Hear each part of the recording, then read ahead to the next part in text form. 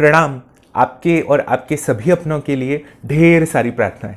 मैं डॉक्टर अक्षय सिंह, राजस्थान सरकार द्वारा मान्यता प्राप्त योगा थेरेपिस्ट एवं आयुष मंत्रालय भारत सरकार द्वारा मान्यता प्राप्त योगा वॉलंटियर।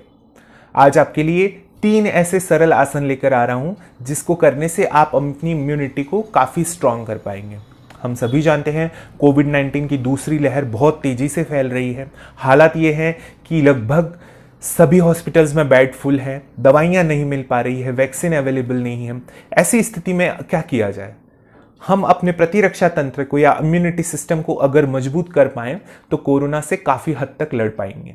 पिछले वर्ष मुझे कोविड-19 से जूझना पड़ा, मेरी हालत बेहद ख़राब हो गई, कई दिन तक आईसीयू में एडमिट रहना पड़ा, काफ़ी सारी दिक्कतों का सामना करना पड़ा। उसके बाद मैंने योग के रास्ते को अपनाया, योग में गहन अध्ययन करने लगा और उससे एक बात तो मुझे समझ आती है कि हमारे शरीर में ऐसे सारे तत्व मौजूद हैं जो किसी भी बाहरी रोग से हमारे लिए रक्षा कर सकते हैं या बाहरी रोगों से लड़ सकते हैं। बस ज़रूरत है उन्हें एक्टिवेट करने की। तो हमारा प्रतिरक्षा तंत्र कैसे काम करता है या हमारी इम्यूनिटी कैसे काम करती है, इसे मैं एक ज़रा छोटे तौर पर आपको बता देता हूँ।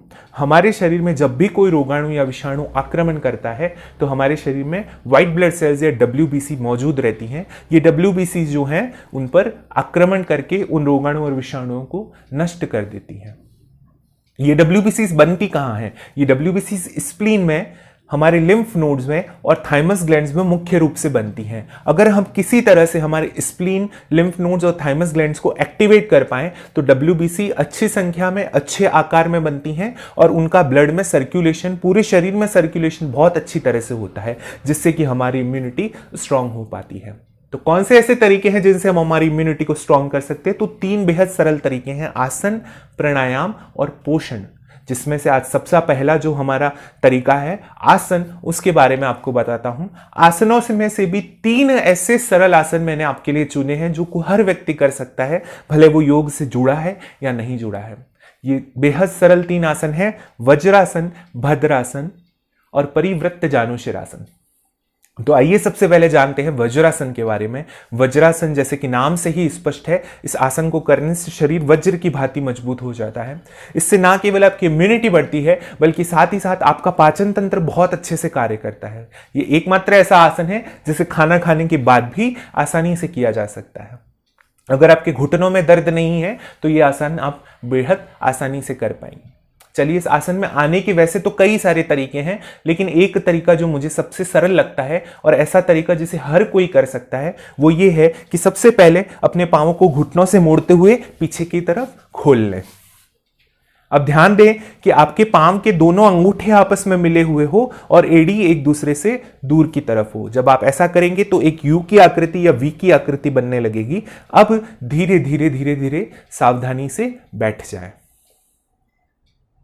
ऐसा करने के बाद अपनी कमर को एकदम सीधा तना हुआ रखें और दोनों हाथों को आगे घुटनों पर तने हुए खोलकर रख लें। श्वासों को सामान्य गति से चलने दें। बस यही है वज्रासन। ध्यान रखने वाली बात क्या है कि आपकी कमर झुकी हुई या मुड़ी हुई नहीं होनी चाहिए, आपके हाथ ढीले नहीं या बाजू में नहीं होने चाहिए। आपकी कमर एकदम सीधी और हाथ सामने घुटनों पर तने हुए होने चाहिए, तभी यह आसन काम करेगा। यह है वज्रासन। इस आसन को 1 मिनट तक होल्ड करके रखें। अगर आपके घुटने दर्द करते हैं या जंघाओं में दर्द है तो फिर 30 सेकंड या जितनी भी देर आप रख सकते हैं उतनी देर रखें। एक सेट करने के बाद में 10 से 20 सेकंड का विश्राम करें और फिर से 1 मिनट का वज्रासन करें। इस तरह इस आसन के 3 राउंड्स आपने करने हैं। अगर आप योग से निरंतर रूप से जुड़े हुए हैं और आपके लिए संभव है तो फिर 3 मिनट तक इसे लगातार भी होल्ड कर सकते हैं। यह है वज्रासन, हमारा पहला आसन। दूसरा आसन है भद्रासन, जिसे कि कई स्कूल्स बद्ध कोण आसन भी कहते हैं। तो आइए जान लेते हैं भद्रासन कैसे करते हैं। बेहद सरल है, आप लोगों को पता ही होगा। स्वामी रामदेव जी ने बटरफ्लाई के नाम से इसे काफी फेमस किया है। बस ठीक उसी स्थिति में हमें आ जाना है। दोनों पांवों को घुटनों से मोड़ लें और दोनों पांवों के तलवों को आपस में जोड़ लीजिए। अब जितना हो सके उतना दोनों पांवों को अपने शरीर के नजदीक ले आइए। इस तरह से जितना संभव हो, बहुत ज्यादा मेहनत करने की जरूरत नहीं है। जितना सरलता से हो पाए उतनी ही सरलता से इसे पास में ले आइए, जितना पास में आप ला सकते हैं। इसके बाद दोनों हाथों को इस तरह से जोड़ ले और पांवों के नीचे रख लें। बस यही है भद्रासन। और अब अपनी कमर को सीधी रखते हुए श्वासों की गति को सामान्य कर लें। इस स्थिति में भी आपने 30 सेकंड से लेकर लगभग 1 मिनट तक रहना है और उसके बाद आप 10 से 20 सेकंड का विश्राम कर सकते हैं और इसके भी ठीक 3 राउंड आपने करने हैं। यह है भद्रासन। जब आप इसी भद्रासन में अपने दोनों पांवों को चलाने लगते हैं तो यह बन जाता है तितली आसन या बटरफ्लाई, लेकिन जब आप इसे स्थिर रखते हैं तो यह बन जाता है भद्रासन।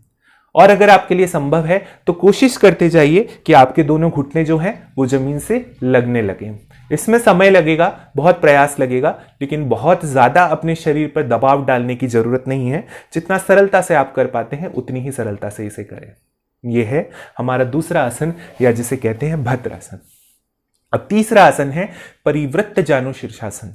ये जानु शीर्षासन का ही एक वेरिएशन है, लेकिन ये हमारे स्प्लीन पर और हमारे लिम्फ नोड्स पर बहुत अच्छा दबाव पैदा करता है, हमारी इम्यूनिटी को काफी स्ट्रांग करता है।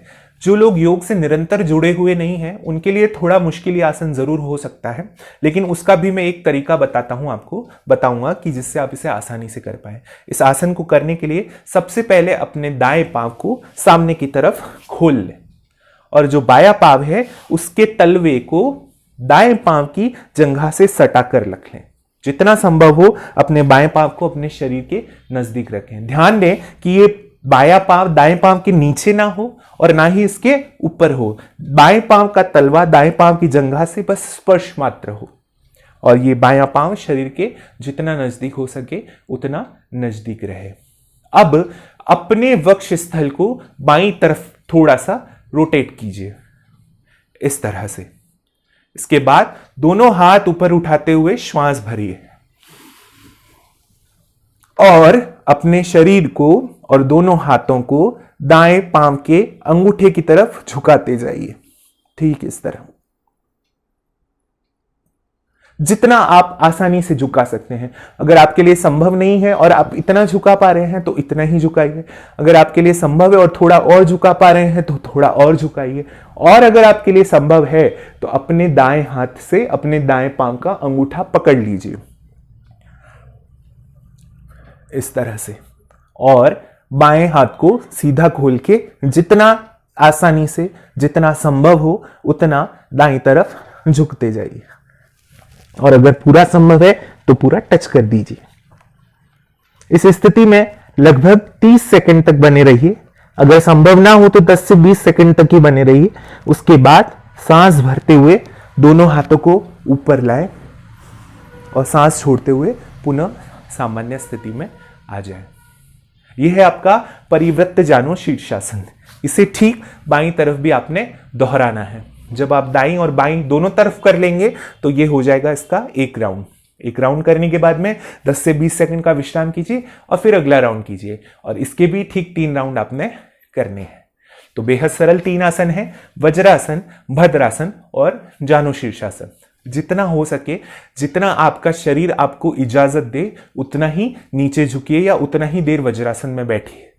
बहुत ज्यादा दबाव अपने शरीर पर मत लगाइए वरना आपके मसल्स फिर पेन करने लगेंगे। तो इन 3 आसनों को अपने रोज की दिनचर्या में सुबह उठते ही जरूर शामिल करें। अगर संभव है तो सुबह भी करें, शाम को भी करें। आपका पेट खाली होना चाहिए, ये बात सुनिश्चित करके रखें।